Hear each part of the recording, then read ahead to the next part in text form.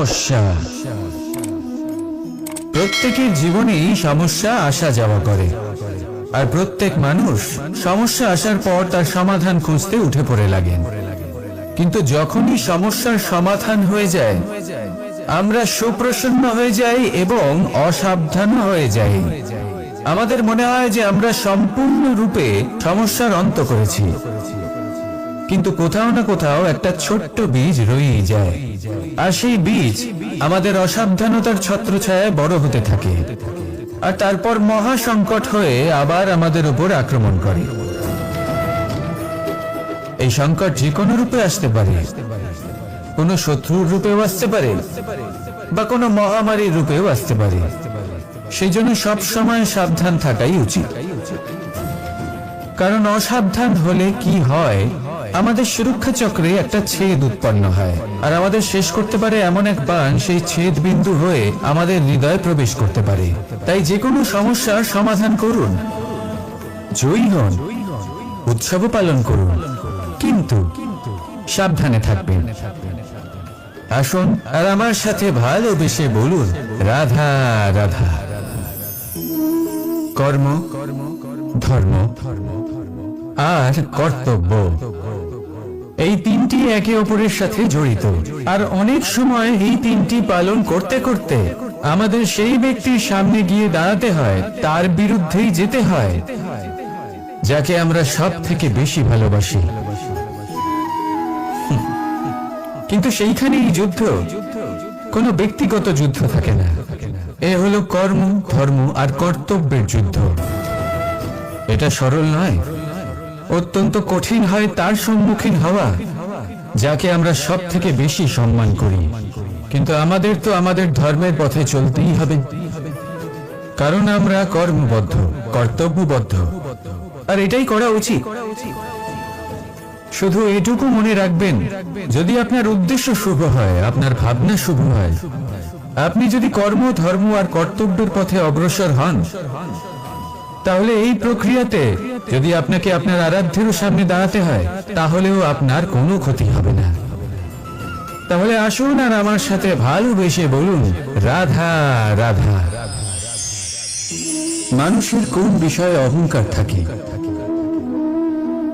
সময়, ক্ষমতা, শরীর আর সম্পত্তি। আর এই চারটি সর্বদা সঙ্গে থাকে না। কি বিচিত্র ব্যাপার! আপনি নিজেই দেখুন, সময় আজ ভালো হলেও কাল অবশ্যই খারাপ হতে পারে। ক্ষমতা আজ আপনার থাকলেও কাল তা নাও থাকতে পারে। এই শরীরটা তো নশ্বরই বটে। যত আপনি বার্ধক্যের দিকে অগ্রসর হবেন, দুর্বল হতে থাকবেন, সৌন্দর্য ক্ষীণ হতে থাকবে, আর সম্পত্তি আজ আপনার, কাল অন্য কারোর হয়ে যাবে। আর এই সমস্ত নশ্বর জিনিসে মন কেন্দ্রীভূত করতে করতে ব্যক্তি ভুলে যান সেই বিষয়গুলি যা সর্বদা আপনার সাথে থাকবে, আপনার ঢাল হবে, আপনার সম্বল হয়ে থাকবে। আর তা হল আপনার স্বভাব, বুদ্ধি, সৎসঙ্গ আর খাঁটি সম্পর্ক। নিজের স্বভাব শীতল রাখুন, কর্মে বুদ্ধির পরিচয় দিন, সর্বদা ভালো মানুষের সাথে সময় কাটান, আর খাঁটি সম্পর্ক সর্বদা পালন করুন। জীবনে সর্বদা সুখী হবেন। রাধা রাধা। আমরা কর্ম করি, আর সেই কর্ম অনুসারে আমাদের তার ফল প্রাপ্ত হয়। এখন এই কর্ম আরো শ্রেষ্ঠ হতে থাকে, আমরা আরো প্রেরিত হতে থাকি। তার জন্য আমরা বড় বড় জ্ঞানীদের থেকে প্রভাবশালী, প্রেরণাদায়ক ব্যক্তির সাথে দেখা করার চেষ্টা করি, দেখা করিও। নিজের কর্মের বিষয়ে বিচার করি, আলোচনা করি, তাই তো? কারণ আমাদের কাজ দেখে তাতে বিশেষ মতামত সামনে থাকা ব্যক্তি দিতে পারে। কিন্তু এই পুরো চক্রতে সংসারের সব থেকে গুরুত্বপূর্ণ ব্যক্তির সাথে কথা বলতে আমরা ভুলেই যাই। আপনি কি জানেন সংসারের সব থেকে গুরুত্বপূর্ণ ব্যক্তি কে? স্বয়ং আপনি। হ্যাঁ, আপনি সে। আপনি জীবিত আছেন, তাই এই সংসার জীবিত আছে। আপনি হলেন আপনার সমস্ত কর্মের কেন্দ্র। তাই এবার থেকে প্রতিদিন একটু সময় নিজের জন্য বের করে নিজের সাথে কথা বলুন। নিজেকে বুঝুন, নিজের কর্মকে বুঝুন। কিছু প্রশ্ন আসবে, কিছুর উত্তর পাবেন। আরো কিছু প্রশ্ন আসবে যার উত্তর আপনি অবশ্যই পাবেন, কিন্তু এটা করবেন অবশ্যই, না তো আপনি এই সংসারের সব থেকে গুরুত্বপূর্ণ ব্যক্তির সাথে দেখা করার সুযোগই হারিয়ে ফেলবেন। এবার বলুন, আপনি কি এরকম চাইবেন? রাধা রাধা, প্রেম, ঘৃণা, এই দুই হলো একই শব্দ। কিভাবে? দেখুন না, দুটোতেই আড়াই অক্ষর রয়েছে। দুটোই হলো সেই অনুভূতি যা আমাদের মনের সাথে জড়িত, আর এই দুই অনুভূতির সাথে জড়িত মানুষ আমাদের জন্য গুরুত্বপূর্ণ। পার্থক্য শুধু এটাই যে প্রেম পায় সম্মান আর ঘৃণাকে করা হয় অবজ্ঞা। এরকম কেন? কারণ প্রেম হলো সেই অনুভূতি যেখানে মানুষ সব কিছু দিয়ে দিতে চায়, সব কিছু লুটিয়ে দিতে চায়। সেখানে ঘৃণা হলো এমন অনুভূতি যেখানে মানুষ সব কিছু কেড়ে নিতে চায়, সব কিছু জিতে নিতে চায়। তাও প্রেমের অনুভূতি কখনো আপনাকে হারতে দেয় না, আর ঘৃণার অনুভূতি কখনো আপনাকে জিততে দেয় না। এবার কি করবেন আপনি? একটাই জীবন, ঘৃণার সাথে বাঁচবেন নাকি প্রেমের সাথে? আমি তো প্রেমকেই চয়ন করব। রাধা রাধা। পাওয়া এবং হারিয়ে ফেলা, এই দুই হলো জীবনের অভিন্ন অঙ্গ। আমরা যেমন কিছু পেয়ে থাকি, তেমন কিছু হারিয়েও থাকি। কিছু স্বপ্ন সার্থক হয়, আবার কিছু লক্ষ্য অপূর্ণই থেকে যায়। জীবনে এটা হয়েই থাকে, প্রত্যেকের জীবনেই এটা হয়ে থাকে। কিন্তু কারোর সাথে দেখা হলে আমরা কি ধরনের কথা বলি? আমরা সেই কথাই বলি যা আমরা হারিয়েছি। নিজেও দুঃখ পাই, আবার সামনের মানুষটাকেও দুঃখ দিই। তার থেকে অন্যরকম কিছু করার চেষ্টা করুন, ধনাত্মক চিন্তা করার চেষ্টা করুন। মন সেদিকেই দিন, স্মরণ শুধুমাত্র তাকেই করুন, গুরুত্ব তাকেই দিন যিনি আপনার কাছে রয়েছেন। যিনি আপনার কাছে নেই তার আশায় কষ্ট কেন পাচ্ছেন আপনি? সেগুলিকেই প্রাধান্য দিন যা আজ এখন বর্তমানে আপনার কাছে রয়েছে। যেমন আমি কংস মামাকে স্মরণ করি না যিনি আমার ছেলেবেলা নষ্ট করে দিয়েছেন। আমি স্মরণ করি আমার যশোদা মাকে, আমার বলরাম দাদাকে, আমার রাধাকে, যারা আমার জীবনকে ভরিয়ে তুলেছেন। আপনিও ঠিক এটাই করুন, আর আমার সাথে ভালোবেসে বলুন রাধা রাধা। কথায় বলা হয় জীবনে ভালোবাসাই হলো সুখের মূল। এটা সত্য। এবার প্রশ্ন হলো এটাই যে এই ভালোবাসা কার সাথে করা উচিত? যদি আপনি কিছুক্ষণের জন্য সুখ পেতে চান, তাহলে ভালোবাসুন নিজের রুচি মতো। যদি আপনি কিছুদিনের জন্য সুখ পেতে চান, ভালোবাসুন নিজের বন্ধুদের। যদি আপনি কয়েক মাসের জন্য, কয়েক বছর বা অনেক বছরের জন্য সুখী হতে চান, তাহলে ভালোবাসুন নিজের পরিবারকে, মাতা পিতা, নিজের সন্তান, স্বামী স্ত্রী, নিজের আত্মীয়দের। কিন্তু যদি আপনি চিরকালের জন্য সুখী হতে চান, তাহলে ভালোবাসতে হবে শুধু নিজের কর্মগুলিকে। কারণ সম্পর্ক যেমনই হোক না কেন, কখনো না কখনো ভেঙে যাবেই। এই সংসার হলো এমনই যে যাদের সঙ্গ আমরা পাই, তাদের সঙ্গ একদিন ত্যাগ করতে হয়। শুধু কর্মই হলো এমন এক সঙ্গ যা কখনো আপনাকে ত্যাগ করবে না। আপনার মৃত্যুর পরেও এই কর্ম আপনাকে বাঁচিয়ে রাখবে। তাই সবসময় মনে রাখবেন, এই কর্ম ধর্ম মনে করে পালন করা উচিত। জীবনের শেষ মুহূর্ত পর্যন্ত কর্মকে ভালোবাসুন, জীবনের শেষ মুহূর্ত পর্যন্ত সুখে থাকবেন। আর আমি তো সবসময় বলি, শুধু কর্ম করতে থাকো, ফলের চিন্তা করো না, তাহলে আসুন আর আমার সাথে ভালোবেসে বলুন, রাধা রাধা। সদিচ্ছা। দেখতে গেলে 3 অক্ষরে তৈরি এই শব্দ, কিন্তু সমস্ত ত্রিলোক তার উপরেই আধারিত। আপনি এই সংসারে এসেছেন, তখন অবশ্যই শ্বাস নেবেন, কিন্তু তার বদলে আপনাকে কিছু তো দিতেই হবে। আপনার উপর নির্ভর করছে আপনি কি দেবেন। কি দেবেন এই সংসারকে, এই সমাজকে, নিজের পরিবারকে, আর তার বদলে কি নেবেন? যশ নাকি অপযশ? দেখুন, এক ছিল রাবণ, যে কিনা সমুদ্র পার করলো সীতাকে অপহরণ করার জন্য, আর এক ছিলেন রামচন্দ্র, যিনি সমুদ্র পার করেছিলেন, সেতু বানিয়ে গিয়েছিলেন সীতাকে ফিরিয়ে নিয়ে আসার জন্য। দুজনেই সমুদ্র পার করেছিলেন, শুধু পার্থক্য ছিল সদিচ্ছাকে বোঝার লক্ষ্যে। অনেক মানুষের যাত্রা একরকম হতেই পারে, কিন্তু আনন্দ তখনই লাভ করবেন যখন লক্ষ্য শুভ হবে, মহান হবে। এই লক্ষ্য দিয়ে এই সংসারের কল্যাণ হবে এবং মানুষের সম্মান হবে। যদি আপনার সংকল্প উচিত হয়, তাহলে আপনার লক্ষ্য উচিতই হবে, নয়তো শুধুমাত্র বিনাশ হবে। আর উচিত এটাই হবে যে বিনাশের হাত থেকে যেন নিজেকে বাঁচানো যায়, কি বলেন? তাই জীবনে যে লক্ষ্য স্থির করছেন, মনে রাখবেন তা যেন শুভ লক্ষ্য হয়। যদি এরকম হয়, তাহলে আপনার যাত্রা, আপনার জীবন দুটোই শুভময় হবে।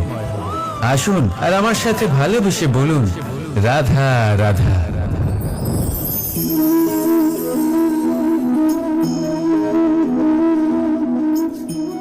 মুক্ত। এই মুক্তই সবাইকে মোহিত করে দেয়, নিজের দিকে আকর্ষিত করে। অত্যন্ত সুন্দর, গোল, শুভ্র।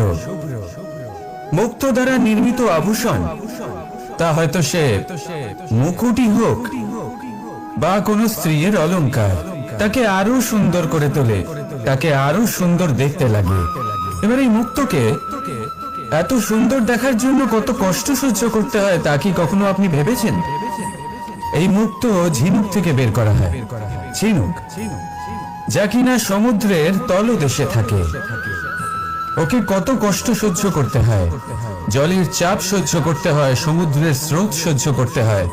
এই ঝিনুককে এত কষ্ট সহ্য করতে হয়, এই মুক্তকে এত কষ্ট সহ্য করতে হয়, তারপরে এর রূপ এত সুন্দর হয়। যদি আপনিও আপনার পরিশ্রমের সৌন্দর্য, নিজের পরাক্রমের সৌন্দর্য এই সংসারে প্রকাশিত করতে চান, তাহলে আপনাকেও কষ্ট সহ্য করতেই হবে। তাই জীবনে যখনই সংকট আসবে, বিপদ আসবে, সমস্যা আসবে, তখন একে সুযোগ হিসেবে গ্রহণ করুন। কারণ এই বিপদের সাথেই লড়াই করে আপনি মুক্তর মতোই পরিশুদ্ধ হয়ে উঠবেন।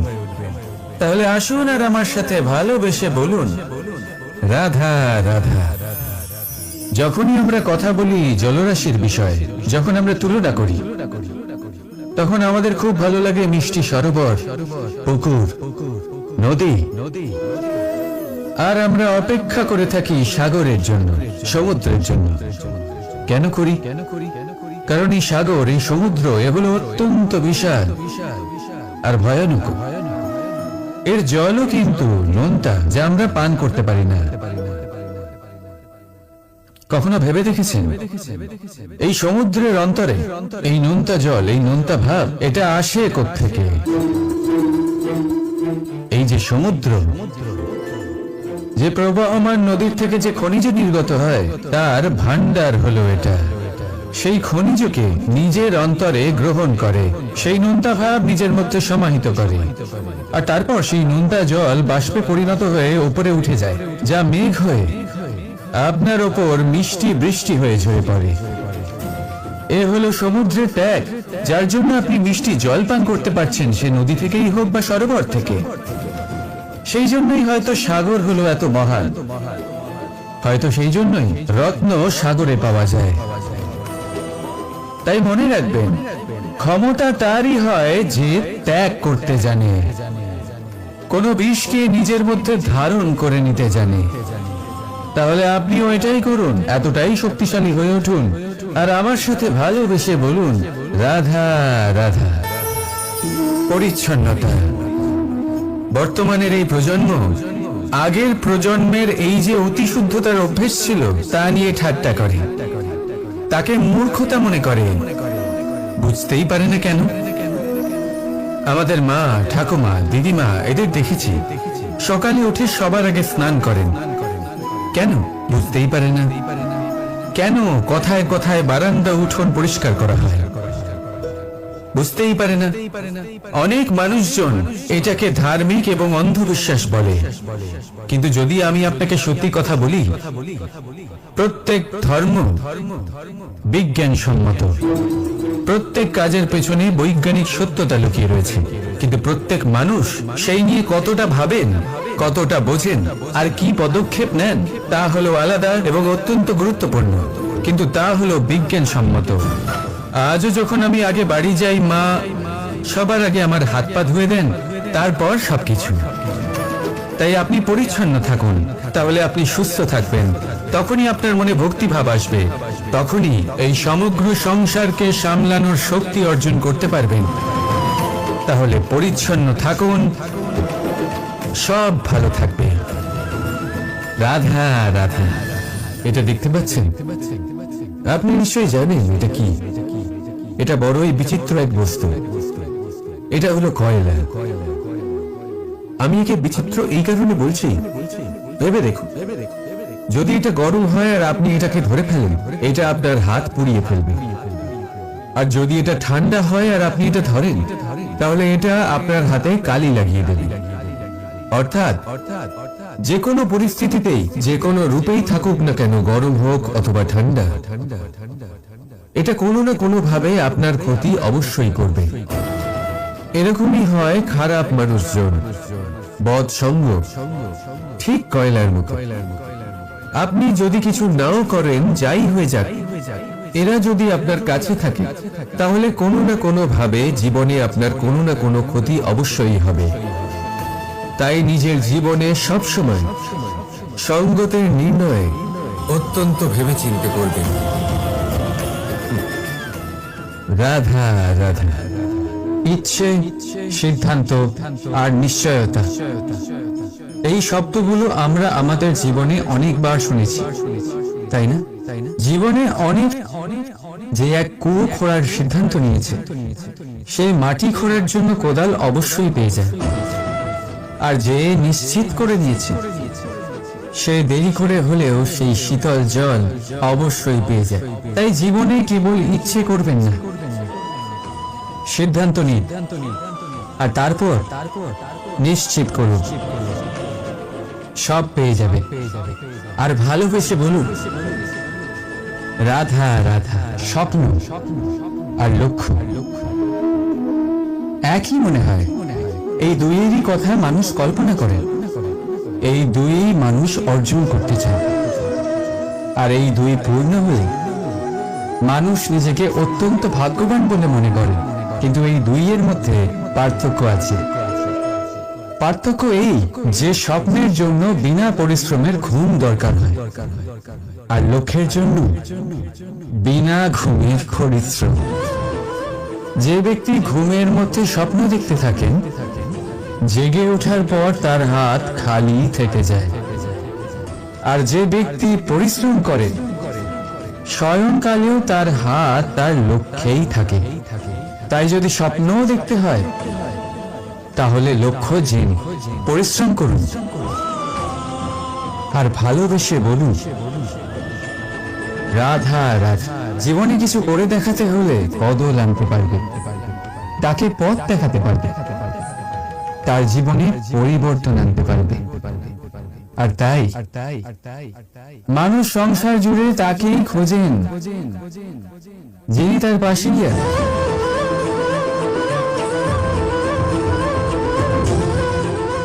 বলুন তো কে? যদি কেউ আপনার জীবন বদলাতে পারে, তবে তাকে আয়নায় দেখুন। আপনি নিজেই সে যে নিজের জীবন বদলাতে পারে, নিজেই নিজের পথপ্রদর্শক হতে পারে, জীবনে বদল আনতে পারে, পরিবর্তন আনতে পারে। তাই চিনুন নিজের অন্তরের শক্তিকে, আর এটা বিশ্বাস করুন যে এই সংসারে আপনার থেকে বেশি শক্তিশালী আর কেউ নেই। জীবন বদলে যাবে আপনার, আর অন্ধবিশ্বাস নয়, আত্মবিশ্বাসের হাত ধরুন। আপনার সমস্যা আপনা থেকেই দূর হয়ে যাবে। তাই ভালোবেসে বলুন, রাধা রাধা। প্রদীপ জ্বালানোর কাজ বড়ই আনন্দদায়ক। উজ্জ্বলতার এই শিখা যেন আত্মার মধ্যে গিয়ে মনে উল্লাস করে দেয়।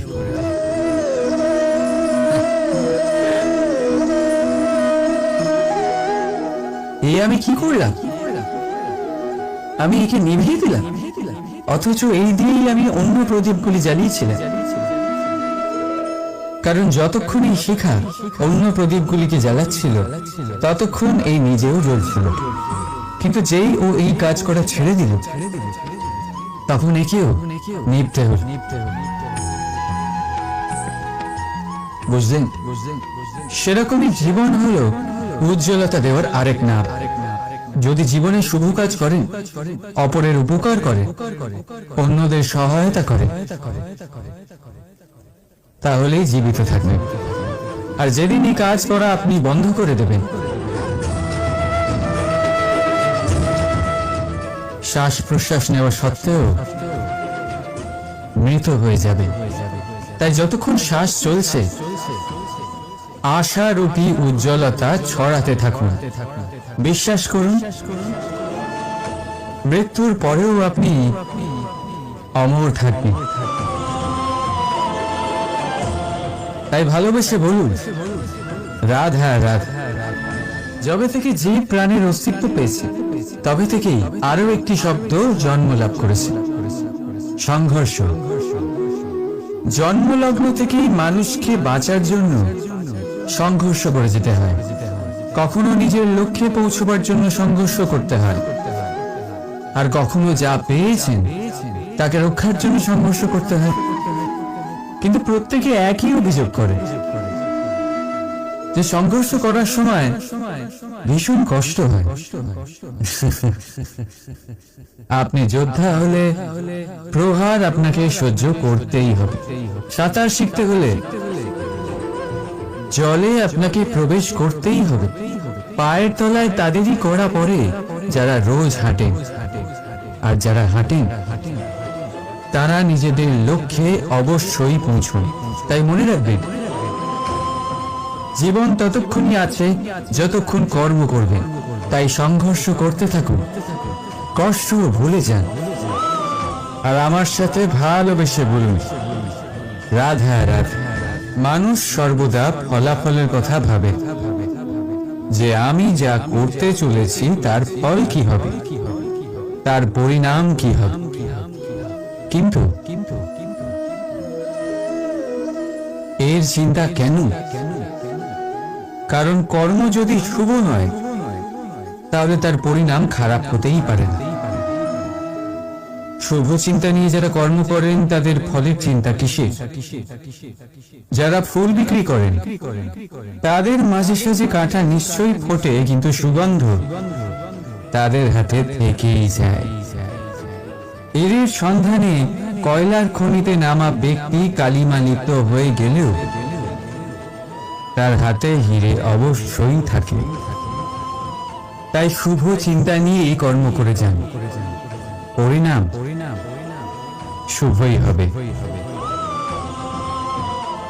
আর ভালোবেসে বলুন, রাধা রাধা। যাই পাত্রের মধ্যে শীতল থাকে, আর যিনি পান করেন তাকেও শীতল রাখে। আর যে জল এই পাত্রের বাইরে উঠলে পড়ে, তা হলো অভিমান, যা বাইরের উত্তাপে বাষ্প হয়ে উবে যায়। সর্বদা মনে রাখবেন, আত্মসম্মান আপনাকে দৃঢ় করে, আপনাকে শক্তি প্রদান করে, আর অভিমান আপনাকে দুর্বল করে দেয়। তাহলে কি হতে চান আপনি? আত্মসম্মানী নাকি অভিমানী? সিদ্ধান্ত আপনার। রাধা রাধা। সমস্যা। প্রত্যেকের জীবনেই সমস্যা আসা যাওয়া করে, আর প্রত্যেক মানুষ সমস্যা আসার পর তার সমাধান খুঁজতে উঠে পড়ে লাগেন। কিন্তু যখনই সমস্যার সমাধান হয়ে যায় আমরা সুপ্রসন্ন হয়ে যাই এবং অসাবধান হয়ে যাই। আমাদের মনে হয় যে আমরা সম্পূর্ণরূপে সমস্যার অন্ত করেছি, কিন্তু কোথাও না কোথাও একটা ছোট্ট বীজ রয়েই যায়, আর সেই বীজ আমাদের অসাবধানতার ছত্রছায়ায় বড় হতে থাকে, আর তারপর মহা সংকট হয়ে আবার আমাদের উপর আক্রমণ করে। এই সংকট যে কোনো রূপে আসতে পারে, কোনো শত্রুর রূপেও আসতে পারে বা কোনো মহামারীর রূপেও আসতে পারে। সেই জন্য সব সময় সাবধান থাকাই উচিত, কারণ অসাবধান হলে কি হয়, আমাদের সুরক্ষা চক্রে একটা ছেদ উৎপন্ন হয়, আর আমাদের শেষ করতে পারে এমন এক বাণ সেই ছেদ বিন্দু হয়ে আমাদের হৃদয়ে প্রবেশ করতে পারে। তাই যে কোনো সমস্যার সমাধান করুন, জয়ী হন, উৎসব পালন করুন, কিন্তু সাবধানে থাকবেন। আসুন আর আমার সাথে ভালোবেসে বলুন, রাধা রাধা।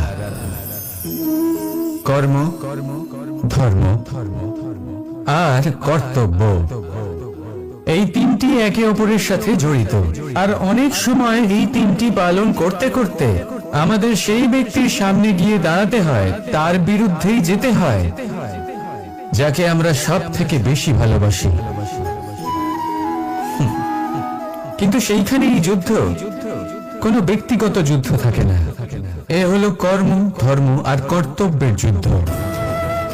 এটা সরল নয়, অত্যন্ত কঠিন হয় তার সম্মুখীন হওয়া যাকে আমরা সব থেকে বেশি সম্মান করি। কিন্তু আমাদের তো আমাদের ধর্মের পথে চলতেই হবে, কারণ আমরা কর্মবদ্ধ, কর্তব্যবদ্ধ, আর এটাই করা উচিত। শুধু এটুকু মনে রাখবেন, যদি আপনার উদ্দেশ্য শুভ হয়, আপনার ভাবনা শুভ হয়, আপনি যদি কর্ম, ধর্ম আর কর্তব্যের পথে অগ্রসর হন, তাহলে এই প্রক্রিয়াতে যদি আপনাকে আপনার আরাধ্যেরও সামনে দাঁড়াতে হয়, তাহলেও আপনার কোনো ক্ষতি হবে না।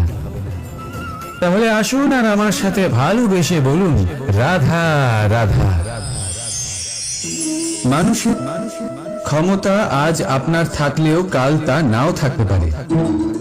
এই শরীরটা তো নশ্বরই বটে। যত আপনি বার্ধক্যের দিকে অগ্রসর হবেন, দুর্বল হতে থাকবেন, সৌন্দর্য ক্ষীণ হতে থাকবে, আর সম্পত্তি আজ আপনার, কাল অন্য কারোর হয়ে যাবে। আর এই সমস্ত নশ্বর জিনিসে মন কেন্দ্রীভূত করতে করতে ব্যক্তি ভুলে যান সেই বিষয়গুলি যা সর্বদা আপনার সাথে থাকবে, আপনার ঢাল হবে, আপনার সম্বল হয়ে থাকবে, আর তা হলো আপনার স্বভাব, বুদ্ধি, সৎসঙ্গ আর খাঁটি সম্পর্ক। নিজের স্বভাব শীতল রাখুন, কর্মে বুদ্ধির পরিচয় দিন, সর্বদা ভালো মানুষের সাথে সময় কাটান, আর খাঁটি সম্পর্ক সর্বদা পালন করুন। জীবনে সর্বদা সুখী হবেন। রাধা রাধা। আমরা কর্ম করি, আর সেই কর্ম অনুসারে আমাদের তার ফল প্রাপ্ত হয়। এখন এই কর্ম আরো শ্রেষ্ঠ হতে থাকে, আমরা আরো প্রেরিত হতে থাকি। তার জন্য আমরা বড় বড় জ্ঞানীদের থেকে প্রভাবশালী, প্রেরণাদায়ক ব্যক্তির সাথে দেখা করার চেষ্টা করি, দেখা করিও, নিজের কর্মের বিষয়ে বিচার করি, আলোচনা করি। তাই তো, কারণ আমাদের কাজ দেখে তাতে বিশেষ মতামত সামনে থাকা ব্যক্তি দিতে পারে। কিন্তু এই পুরো চক্রতে সংসারের সব থেকে গুরুত্বপূর্ণ ব্যক্তির সাথে কথা বলতে আমরা ভুলেই যাই। আপনি কি জানেন সংসারের সব থেকে গুরুত্বপূর্ণ ব্যক্তি কে? স্বয়ং আপনি। হ্যাঁ, আপনি সে। আপনি জীবিত আছেন, তাই এই সংসার জীবিত আছে। আপনি হলেন আপনার সমস্ত কর্মের কেন্দ্র। তাই এবার থেকে প্রতিদিন একটু সময় নিজের জন্য বের করে নিজের সাথে কথা বলুন, নিজেকে বুঝুন, নিজের কর্মকে বুঝুন। কিছু প্রশ্ন আসবে, কিছুর উত্তর পাবেন, আরো কিছু প্রশ্ন আসবে যার উত্তর আপনি অবশ্যই পাবেন। কিন্তু এটা করবেন অবশ্যই না তো আপনি এই সংসারের সব থেকে গুরুত্বপূর্ণ ব্যক্তির সাথে দেখা করার সুযোগই হারিয়ে ফেলবেন। এবার বলুন, আপনি কি এরকম চাইবেন? রাধা রাধা, প্রেম, ঘৃণা, এই দুই হলো একই শব্দ। কিভাবে? দেখুন না, দুটোতেই আড়াই অক্ষর রয়েছে। দুটোই হলো সেই অনুভূতি যা আমাদের মনের সাথে জড়িত, আর এই দুই অনুভূতির সাথেই জড়িত মানুষ আমাদের জন্য গুরুত্বপূর্ণ। পার্থক্য শুধু এটাই যে প্রেম পায় সম্মান আর ঘৃণাকে করা হয় অবজ্ঞা। এরকম কেন? কারণ প্রেম হলো সেই অনুভূতি যেখানে মানুষ সব কিছু দিয়ে দিতে চায়, সব কিছু লুটিয়ে দিতে চায়। সেখানে ঘৃণা হলো এমন অনুভূতি যেখানে মানুষ সবকিছু কেড়ে নিতে চায়, সবকিছু জিতে নিতে চায়। তাও প্রেমের অনুভূতি কখনো আপনাকে হারতে দেয় না, আর ঘৃণার অনুভূতি কখনো আপনাকে জিততে দেয় না। এবার কি করবেন আপনি? একটাই জীবন, ঘৃণার সাথে বাঁচবেন নাকি প্রেমের সাথে? আমি তো প্রেমকেই চয়ন করব। রাধা রাধা, পাওয়া এবং হারিয়ে ফেলা, এই দুই হলো জীবনের অভিন্ন অঙ্গ। আমরা যেমন কিছু পেয়ে থাকি তেমন কিছু হারিয়েও থাকি। কিছু স্বপ্ন সার্থক হয়, আবার কিছু লক্ষ্য অপূর্ণই থেকে যায়। জীবনে এটা হয়েই থাকে, প্রত্যেকের জীবনেই এটা হয়ে থাকে। কিন্তু কারোর সাথে দেখা হলে আমরা কি ধরনের কথা বলি? আমরা সেই কথাই বলি যা আমরা হারিয়েছি। নিজেও দুঃখ পাই, আবার সামনের মানুষটাকেও দুঃখ দিই। তার থেকে অন্যরকম কিছু করার চেষ্টা করুন, ধনাত্মক চিন্তা করার চেষ্টা করুন। মন সেদিকেই দিন, স্মরণ শুধুমাত্র তাকেই করুন, গুরুত্ব তাকেই দিন যিনি আপনার কাছে রয়েছেন। যিনি আপনার কাছে নেই তার আশায় কষ্ট কেন পাচ্ছেন আপনি? সেগুলিকেই প্রাধান্য দিন যা আজ এখন বর্তমানে আপনার কাছে রয়েছে। যেমন আমি কংস মামাকে স্মরণ করি না যিনি আমার ছেলেবেলা নষ্ট করে দিয়েছেন। আমি স্মরণ করি আমার যশোদা মাকে, আমার বলরাম দাদাকে, আমার রাধাকে, যারা আমার জীবনকে ভরিয়ে তুলেছেন। আপনিও ঠিক এটাই করুন, আর আমার সাথে ভালোবেসে বলুন রাধা রাধা। কথায় বলা হয় জীবনে ভালোবাসাই হলো সুখের মূল। এটা সত্য। এবার প্রশ্ন হলো এটাই যে এই ভালোবাসা কার সাথে করা উচিত? যদি আপনি কিছুক্ষণের জন্য সুখ পেতে চান তাহলে ভালোবাসুন নিজের রুচি মতো। যদি আপনি কিছুদিনের জন্য সুখ পেতে চান ভালোবাসুন নিজের বন্ধুদের। যদি আপনি কয়েক মাসের জন্য, কয়েক বছর বা অনেক বছরের জন্য সুখী হতে চান তাহলে ভালোবাসুন নিজের পরিবারকে, মাতা পিতা, নিজের সন্তান, স্বামী স্ত্রী, নিজের আত্মীয়দের। কিন্তু যদি আপনি চিরকালের জন্য সুখী হতে চান তাহলে ভালোবাসতে হবে শুধু নিজের কর্মগুলিকে। কারণ সম্পর্ক যেমনই হোক না কেন কখনো না কখনো ভেঙে যাবেই। এই সংসার হলো এমনই যে যাদের সঙ্গ আমরা পাই তাদের সঙ্গ একদিন ত্যাগ করতে হয়। শুধু কর্মই হলো এমন এক সঙ্গ যা কখনো আপনাকে ত্যাগ করবে না। আপনার মৃত্যুর পরেও এই কর্ম আপনাকে বাঁচিয়ে রাখবে। তাই সবসময় মনে রাখবেন এই কর্ম ধর্ম মনে করে পালন করা উচিত। জীবনের শেষ মুহূর্ত পর্যন্ত কর্মকে ভালোবাসুন, জীবনের শেষ মুহূর্ত পর্যন্ত সুখে থাকবেন। আর আমি তো সবসময় বলি শুধু কর্ম করতে থাকো, ফলের চিন্তা করো না। তাহলে আসুন আর আমার সাথে ভালোবেসে বলুন রাধা রাধা। সদিচ্ছা দেখতে গেলে 3 অক্ষরে তৈরি এই শব্দ, কিন্তু সমস্ত ত্রিলোক তার উপরই আধারিত। আপনি এই সংসারে এসেছেন তখন অবশ্যই শ্বাস নেবেন, কিন্তু তার বদলে আপনাকে কিছু তো দিতেই হবে। আপনার উপর নির্ভর করছে আপনি কি দেবেন। কি দেবেন এই সংসারকে, এই সমাজকে, নিজের পরিবারকে, আর তার বদলে কি নেবেন? যশ নাকি অপযশ? দেখুন, এক ছিল রাবণ, যে কিনা সমুদ্র পার করলো সীতাকে অপহরণ করার জন্য। আর এক ছিলেন রামচন্দ্র, যিনি সমুদ্র পার করেছিলেন, সেতু বানিয়ে গিয়েছিলেন সীতাকে ফিরিয়ে নিয়ে আসার জন্য। দুজনেই সমুদ্র পার করেছিলেন, শুধু পার্থক্য ছিল সদিচ্ছাকে বোঝার লক্ষ্যে। অনেক মানুষের যাত্রা একরকম হতেই পারে, কিন্তু আনন্দ তখনই লাভ করবেন যখন লক্ষ্য শুভ হবে, মহান হবে। এই লক্ষ্য দিয়ে এই সংসারের কল্যাণ হবে এবং মানুষের সম্মান হবে। যদি আপনার সংকল্প উচিত হয়, তাহলে আপনার লক্ষ্য উচিতই হবে, নয়তো শুধুমাত্র বিনাশ হবে। আর উচিত এটাই হবে যে বিনাশের হাত থেকে যেন নিজেকে বাঁচানো যায়, কি বলেন? তাই জীবনে যে লক্ষ্য স্থির করছেন, মনে রাখবেন তা যেন শুভ লক্ষ্য হয়। যদি এরকম হয়, তাহলে আপনার যাত্রা, আপনার জীবন দুটোই শুভময় হবে।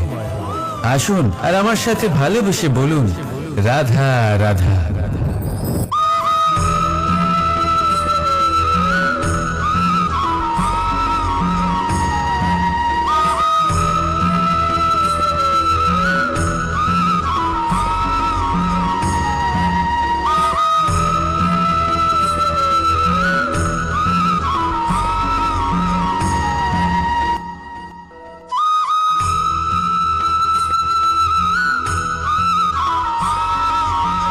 এই সংসারে সব থেকে বেশি কোমল বস্তু হলো রেশম।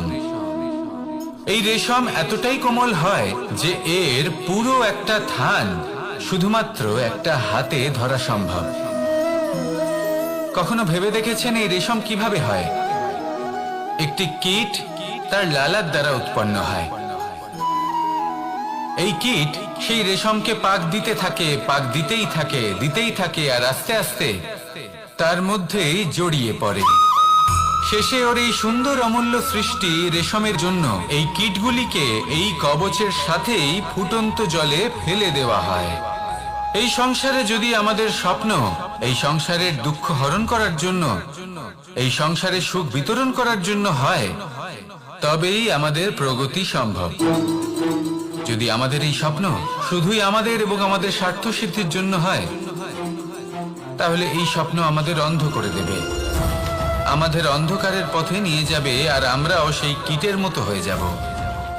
নিজেদেরই মায়াজালে আমরা নিজেই ফেঁসে যাব, আর শেষে আমরা যদি কিছু লাভ করি, তা হবে একাকিত্ব, অন্ধকারময় মৃত্যু।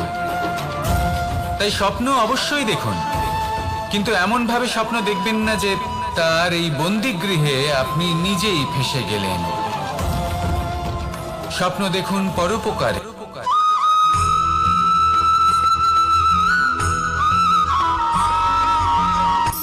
শক্তি শক্তি অর্জন করা এতটা কঠিন নয় যতটা শক্তি লাভ করার পরে সেই শক্তি সামলানো কঠিন হয়। কারণ যেই মানুষ শক্তি লাভ করে তার মনে গর্ববোধ জন্মায়, জন্মায় অহংকার, জন্মায় জেদ। তাই শক্তি প্রাপ্ত করার সাথে বিনম্র থাকাও অত্যন্ত আবশ্যক। আর এটা আমাদের শেখা উচিত বৃক্ষের থেকে। বৃক্ষ যা আমাদের ফল দেয়, বৃক্ষ যা যত ফল দেয় ততটাই ঝুঁকে যায়। আমরা পাথর মারি ওই বৃক্ষের থেকে ফল প্রাপ্ত করার জন্য। সেই পাথরের মার সহ্য করেও বৃক্ষ আমাদের ফল দেয়। কোনো গর্ববোধ নেই, কোনো অহংকার বোধ নেই, আর সেই জন্য এই বৃক্ষের পুজো করা হয়। এটাই হলো মাহাত্ম্য শক্তির সাথে বিনম্রতা। যদি এই শক্তি সৃজন করে থাকে, সাহায্য করে থাকে, সম্বল হয়ে থাকে, তবেই সেই শক্তি উপযুক্ত। আর নয়তো সেই শক্তি একদিন আপনাকে আসক্ত অবশ্যই করবে। তাহলে শক্তি অবশ্যই অর্জন করুন, কিন্তু তার সাথে সেই শক্তি সামলানোর মতো বিবেকও আপনাকে অবশ্যই জাগ্রত করতে হবে। তাহলে আসুন আমার সাথে ভালোবেসে বলুন, রাধা রাধা।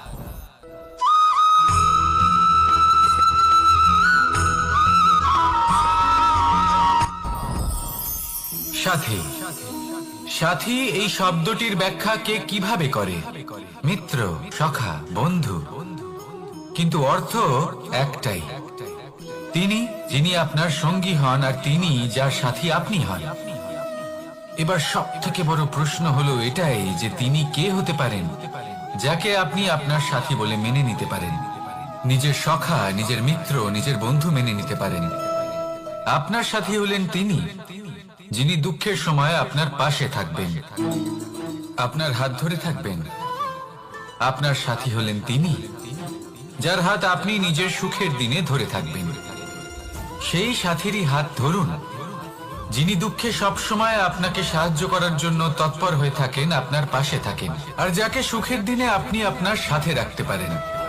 আর যখন আপনার সাথে আপনার এই সাথী থাকবে তখন আপনি এটা বুঝবেন যে যখন জীবনে দুঃখ আসে তখন এই দুঃখ কমে যায়, সবার মধ্যে ভাগ হয়ে যায়। আর যদি তখন সুখ আসে তাহলে সেটা সবার উপস্থিতিতে আরো বেড়ে যায়। এটাই হলো প্রেম, এটাই হলো ভালোবাসা, এটাই হলো সঙ্গ। যেমন সম্পর্ক আমার আর রাধার মাঝে। তাহলে আসুন আর আমার সাথে ভালোবেসে বলুন, রাধা রাধা।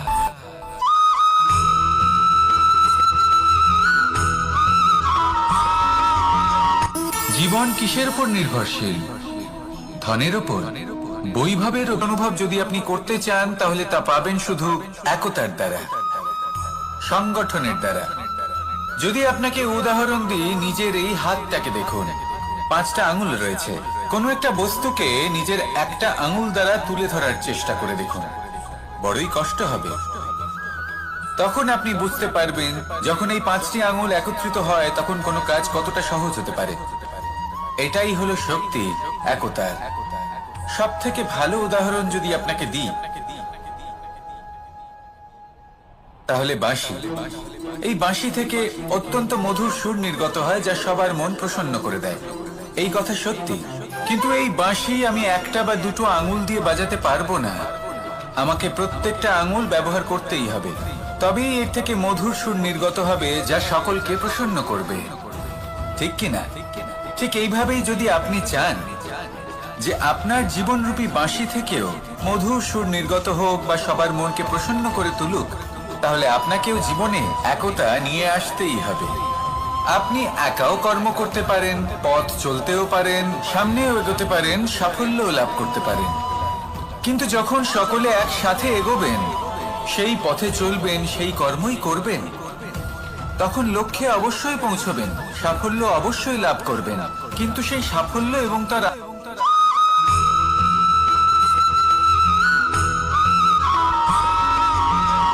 পুরুষার্থ। শাস্ত্রে 4 ধরনের পুরুষার্থের কথা বলা হয়েছে। প্রথম হলো ধর্ম। আপনি কি জানেন এই ধর্ম হলো সেটা যাকে ধারণ করা যেতে পারে, আর ধারণ শুধু সেটাই করা যায় যা পবিত্র। পবিত্র শুধু তাকেই বলা হয় যা নিঃস্বার্থ, যার মধ্যে শাসন করার কোনো ইচ্ছে নেই, যা সরলভাবেই প্রবাহমান, জল এবং বায়ুর মতো। যখন কোনো ব্যক্তি ধর্মকে ধারণ করেন এবং সেই ধর্ম সেই ব্যক্তিকে রক্ষা করে, তখন তাকে ধর্ম বলা হয়। ধর্ম যা রক্ষা করে অহংকার থেকে, খারাপ চিন্তার হাত থেকে। সেই জন্য পুরুষার্থ গড়ে তোলার আগে, ধর্ম পালন করার আগে ধর্মের প্রকৃত অর্থ কি সেটা বুঝে নিন। এটা জেনে রাখুন যে সমস্ত ধর্মের আধার, সমস্ত ধর্মের ভিত শুধুমাত্র ভালোবাসা। আসুন আর এই ভালোবাসার সাথেই বলুন, রাধা রাধা।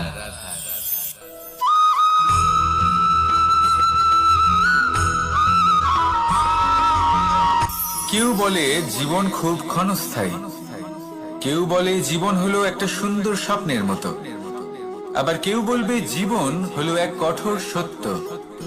কিন্তু জীবন আসলে কি? জীবন হলো আপনারই প্রতিবিম্ব, একটা দর্পণ। অর্থাৎ আপনি জীবনকে সেইভাবেই পাবেন যেরকম আপনি নিজেকে প্রতিপন্ন করবেন। যদি আপনি দর্পণের দিকে তাকিয়ে হাসেন, তাহলে আপনি সামনে হাসি মুখী দেখতে পাবেন। এবার যদি আপনি গম্ভীর হয়ে থাকেন, তাহলে আপনি একজন রুষ্ট ব্যক্তি দেখতে পাবেন। শেষে সবথেকে বেশি গুরুত্বপূর্ণ হলো আপনার চেষ্টা। আপনাকে সবসময় চেষ্টা করতে হবে যাতে আপনি নিজেকে প্রসন্ন এবং ইতিবাচক মনোভাবে রাখেন। এটা হলো আপনারই উত্তরদায়িত্ব, তাকে পালন করুন। এই মনকে প্রসন্ন রাখুন, এই সংসারকে সুন্দর বলে মনে হবে। আর এই মন প্রসন্ন হয়ে বলবে, রাধা রাধা।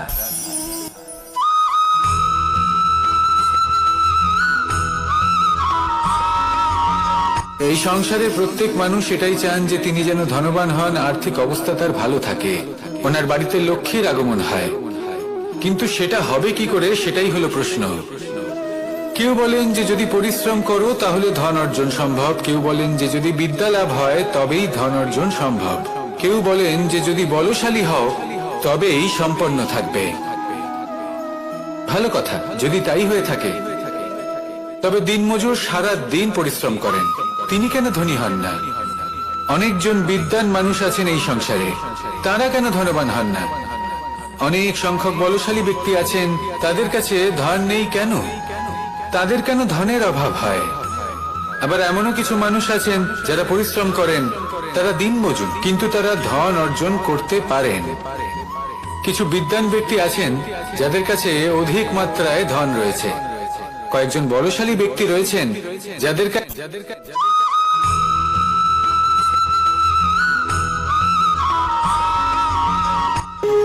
যখন মানুষের মৃত্যু হয় তখন কি হয়? অনেক সংখ্যক মানুষ শোক পালন করতে চলে আসেন। যে ব্যক্তি মৃত্যু লাভ করেছেন তার অনেক বস্তু থাকে যেগুলো তার প্রিয়, যেগুলো তিনি ব্যবহার করেছেন। তার শয্যা, তার বস্ত্র, তার আভূষণ সবকিছু তার থেকে বিচ্ছিন্ন করা হয় এবং খালি হাতে তাকে শ্মশানের উদ্দেশ্যে রওনা করা হয়। আমি আপনাকে এই প্রশ্ন করতে চাই, আপনি এই সংসারে কি অর্জন করেছেন? ধন, সম্পত্তি, বস্ত্র, আভূষণ, এই সবকিছু যে আপনি অর্জন করেছেন, আপনার মৃত্যুর পরে তা আপনার থেকে দূর হয়ে যাবে। এর উত্তর হলো একটাই, আপনার কর্ম।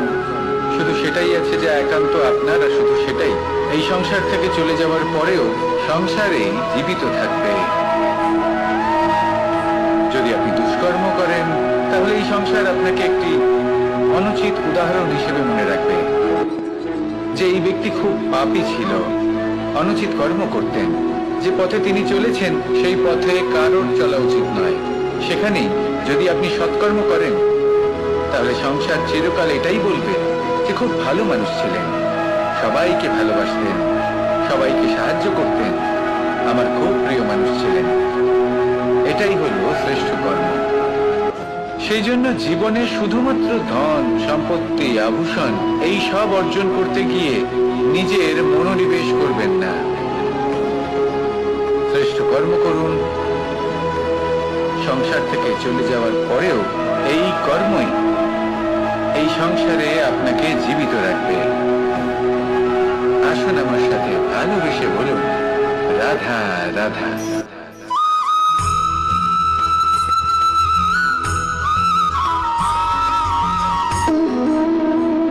সম্পর্ক হলো আমাদের জীবনের একটি আধার। কিছু সম্পর্ক এমন যে আমরা জন্মসূত্রে লাভ করি, যেমন পরিবার, মা, বাবা। কিছু সম্পর্ক আছে যে আমরা জীবনে অর্জন করে থাকি, তা সে প্রেমের হোক, স্নেহের হোক বা বন্ধুত্বের। এই সকল সম্পর্ক লাভ করার বা গড়ে তোলার 5টি ধাপ রয়েছে। প্রথম ধাপ, কোনো ব্যক্তির সাথে আলাপ হওয়া, তার সাথে কথা বলা বা তাকে দেখা। দ্বিতীয় ধাপ, সে ব্যক্তিকে আমাদের ভালো লাগা। তৃতীয় ধাপ,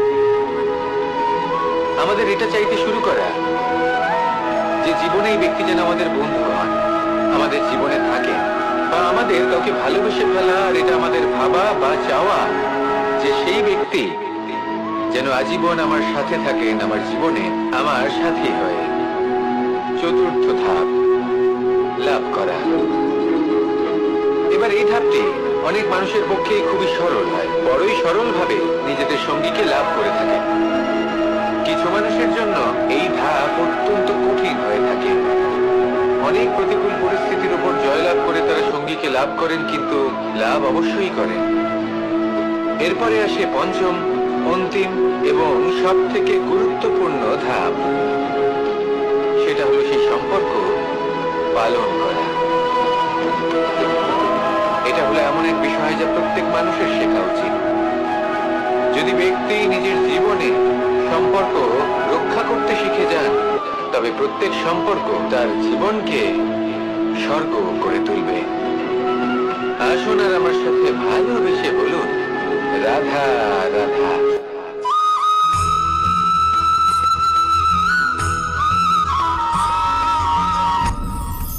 আপনি কি কখনো কোনো জলের ধারা দেখেছেন?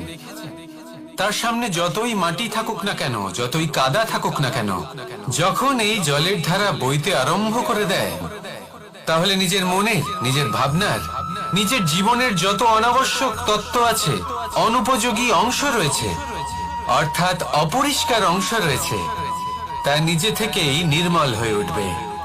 আর যেরকম জলের ধারা কখনো থেমে থাকে না, সব সময় বয়ে চলে, সেইভাবে আপনিও কখনোই থামবেন না। সবসময় বয়ে চলুন, এগোতে থাকুন। পথে যদি অনেক বিপদ আসে, সমস্যা আসে, থামবেন না, তার উপর নিরন্তর প্রহার করুন, নিরন্তর প্রয়াস করুন আর অগ্রসর হন। আপনি ভেবে দেখুন, এই জলের ধারা কখনো থেমে থাকে না, সবসময় বয়ে চলে, বিপদের সম্মুখীন হয়ে তাকে সাথে বয়ে নিয়ে চলে। সেই জন্য জলের ধারা, প্রবাহমান এই ধারা, এর থেকে কখনো দুর্গন্ধ আসে না, এতে কখনো ময়লা জমতে পারে না, বরং পালিত হয় সুন্দর প্রাণবন্ত জীবজন্তু, যেমন সুন্দর ছোট মাছ। তাই আপনিও এটাই করুন, কখনো থামবেন না, শুধু চলতে থাকুন, জলের ধারার মতো বইতে থাকুন। আপনি আপনার লক্ষ্য অবশ্যই খুঁজে পাবেন, আর তার সাথে নিজের অন্তরের যে মালিন্য রয়েছে, তা আপনি নিজেই নিজের থেকে দূরে করে দেবেন। তাহলে আসুন আর আমার সাথে ভালোবেসে বলুন, রাধা রাধা।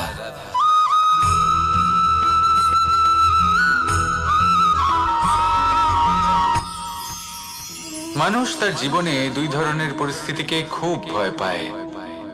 এক, কোনো কারণবশত কারোর সামনে নত হওয়া। দুই, কোনো কারণে নিজের চরিত্র থেকে, নিজের মূল্যবোধ থেকে বিচ্যুত হওয়া। এবার কেন হয় এরকম যে কথায় কথায় কারোর সামনে নত হতে হয়? কেন বারংবার নিজের চরিত্র থেকে চ্যুত হতে হয়? এরকম কেন হয়? এটা তখনই হয় যখন আমাদের শিক্ষা এবং মূল্যবোধের অভাব থাকে। যদি মানুষের মধ্যে প্রকৃত শিক্ষা থাকে, তাহলে এই সংসারে কোনো সময় এবং কারোর সামনেই নত হওয়ার কোনো প্রয়োজন নেই। যদি মানুষের মধ্যে মূল্যবোধ থাকে, তাহলে তাকে নিজের মূল্যবোধ বা চরিত্র থেকে বিচ্যুত হতে হয় না, তা সে যাই হয়ে যাক না কেন। কোনো বালককে যদি জন্ম থেকেই সুশিক্ষার অধিকারী করা হয়, শিক্ষিত করা হয়, মূল্যবোধের অধিকারী করা হয়, তবে সে এই সংসারে এমন কর্ম করবে যাতে সে নিজেকে, নিজের পরিবারকে, সমগ্র সমাজকে গর্বিত করতে পারে। শিক্ষা লাভ করুন, মূল্যবোধ লাভ করুন এবং আমার সাথে ভালোবেসে বলুন, রাধা রাধা।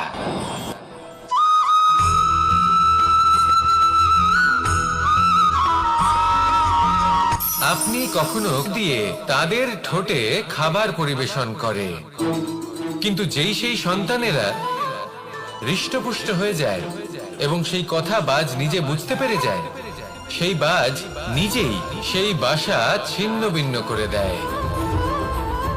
সেই সন্তান যাদের সবেমাত্র ডানা গজিয়েছে, কিভাবে উঠতে হয় তারা জানে না, সেই সন্তানগুলিকে উচ্চতা থেকে ঠেলে দেয়।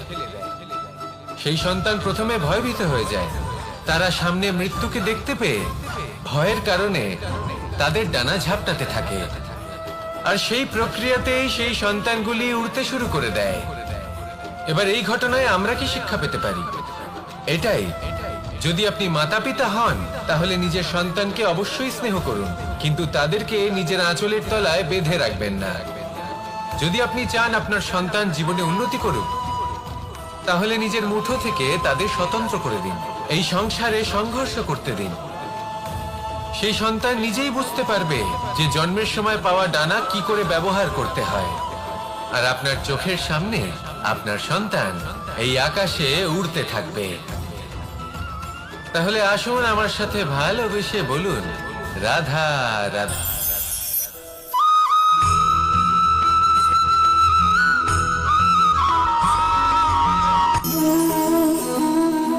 নিয়তি।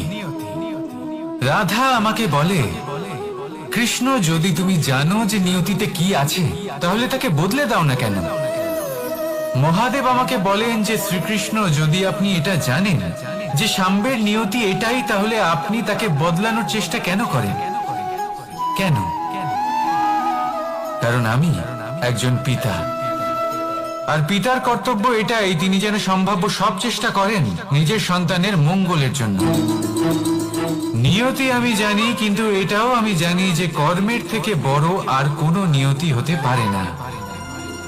অভিজ্ঞতাও রয়েছে যে কর্মের হাতে নিয়তির এই চক্র বদলে যেতে পারে। তাই জীবনে যদি আপনার কখনো এমন মনে হয় যে এটা তো অসম্ভব, তখনও চেষ্টা করা কখনোই ছাড়বেন না। কে বলতে পারে আপনারই কর্মের কোনো এক বীজ হয়তো নিয়তির চাকায় আটকে গেল, আর নিয়তিকে নিজের পথ পাল্টাতে হলো, ঠিক কি না? সেই জন্য নিয়তিকে ভাগ্য মেনে নিয়ে চুপ করে বসে থাকবেন না। নিজের নিয়তি স্বয়ং নিজের কর্মের দ্বারা নির্ধারিত করুন, কারণ আপনার এই কর্মের উপরেই আপনার অধিকার রয়েছে। আর এই অধিকারকে নিয়তি অনেক সময় সম্মানও করে। তাহলে আসুন আর আমার সাথে ভালোবেসে বলুন, রাধা রাধা।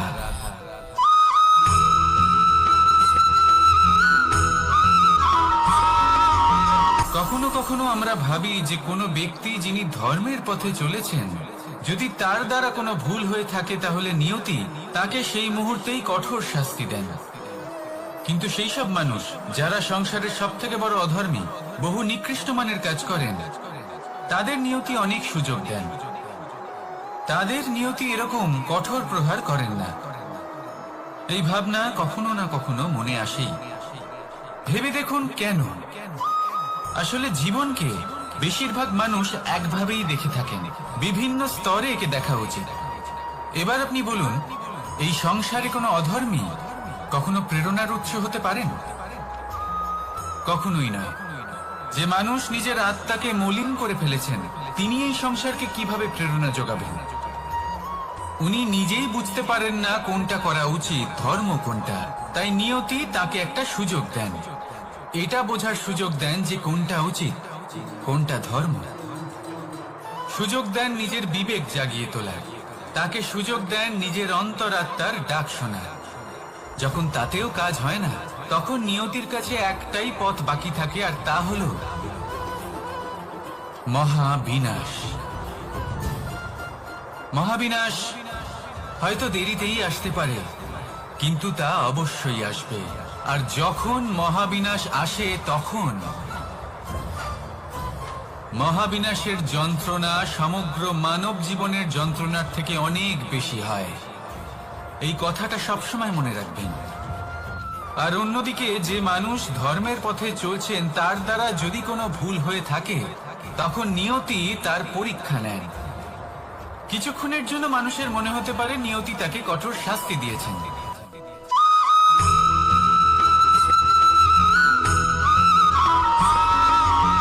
এই সংসারে কখনো কোনো ব্যক্তিকে তার বাইরের পোশাক দেখে বিচার করার চেষ্টা করবেন না। এটা খুব বড় ভুল করবেন।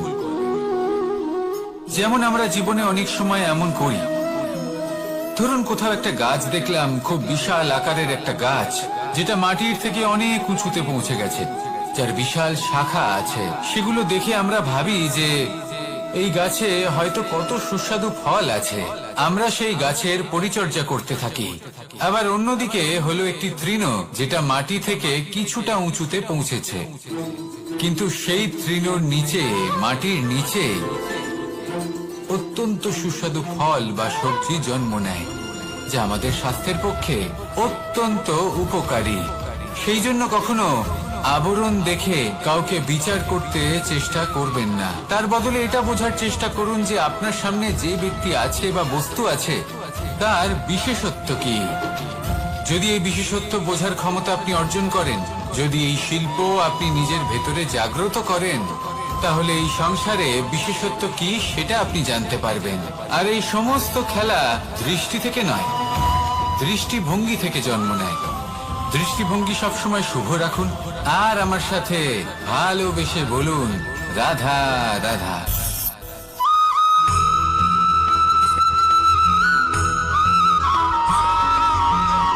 পুরুষার্থ। শাস্ত্রে 4 ধরনের পুরুষার্থের কথা বলা হয়েছে। প্রথম হলো ধর্ম। আপনি কি জানেন এই ধর্ম আসলে কি? আপনার কি মনে হয় ধর্ম আসলে কি? কোনো বিশেষ ঈশ্বরকে মানাই কি ধর্ম বলা হয়? নাকি কোনো বিশেষ রীতি পালন করাই হলো ধর্ম? নাকি কোনো বিশেষ সাহিত্যকে সর্বশ্রেষ্ঠ মনে করাই হলো ধর্ম? না, ধর্ম হলো সেটা যাকে ধারণ করা যেতে পারে।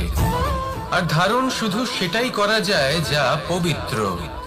পবিত্র শুধু তাকেই বলা হয় যা নিঃস্বার্থ, যার মধ্যে শাসন করার কোনো ইচ্ছে নেই, যা সরলভাবেই প্রবাহমান, জল এবং বায়ুর মতো। যখন কোনো ব্যক্তি ধর্মকে ধারণ করেন এবং সেই ধর্ম সেই ব্যক্তিকে রক্ষা করে, তখন তাকে ধর্ম বলা হয়। ধর্ম যা রক্ষা করে অহংকার থেকে, খারাপ চিন্তার হাত থেকে। সেই জন্য পুরুষার্থ গড়ে তোলার আগে, ধর্ম পালন করার আগে ধর্মের প্রকৃত অর্থ কি সেটা বুঝে নিন। এটা জেনে রাখুন যে সমস্ত ধর্মের আধার, সমস্ত ধর্মের ভিত শুধুমাত্র ভালোবাসা। আসুন আর এই ভালোবাসার সাথেই বলুন, রাধা রাধা।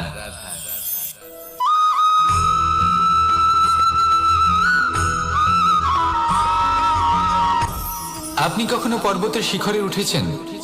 আপনি দেখতে পাবেন পর্বতের পদতলে প্রচুর সুন্দর ফুল রয়েছে, সবুজ বনানী রয়েছে। যত আপনি উপরে উঠতে থাকবেন তত ফুল কমতে থাকবে, সবুজ বনানী কমতে থাকবে। আরো কিছুটা উপরে উঠলে কাঁটা জাতীয় গাছ দেখতে পাবেন, শুকনো গাছ দেখতে পাবেন। আরো যদি উপরে ওঠেন তাহলে পাষাণ দেখতে পাবেন। আরো উপরে উঠলে হিমখণ্ড দেখতে পাবেন। এই যে পর্বত, তা মনুষ্য জীবনের সব থেকে উত্তম উদাহরণ। মানুষ যখন সাফল্যের শিখরে পৌঁছতে চান, মহানুভবতার শিখরে পৌঁছতে চান, পথে যত আস্তে আস্তে উপরে উঠতে থাকেন, ততই ভৌতিক বস্তু তার থেকে বিচ্ছিন্ন হতে থাকে। যদি তিনি সেই ভৌতিক বস্তুগুলি ত্যাগ না করতে পারেন, তাহলে কখনোই সেই স্থানে পৌঁছতে পারবেন না। আর মানুষ যদি উচিত ত্যাগ করতে পারেন, পথে অগ্রসর হতে থাকেন, এগোতে থাকেন, তাহলে একদিন না একদিন তিনি মহানুভবতার, জ্ঞানের, সাফল্যের হিমের স্বাদ অবশ্যই লাভ করবেন। মনে রাখবেন, মানব জীবনে ত্যাগ হলো অত্যন্ত গুরুত্বপূর্ণ অংশ। আসুন আমার সাথে ভালোবেসে বলুন, রাধা রাধা।